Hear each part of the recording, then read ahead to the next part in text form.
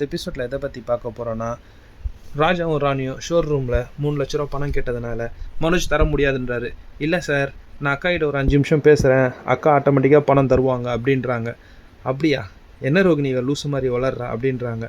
சரி, என்ன ஏதுன்னு கேளு அப்படின்றாங்க. ரோகிணியை கூப்பிட்டு வந்துட்டு தனியாக பேசும்போது, அக்கா அந்த பணத்தை யார் எடுத்தாங்கன்னு தெரியும், நீங்கள் தான் எடுத்தீங்க, நான் அதை பார்த்தேன் அப்படின்றாங்க.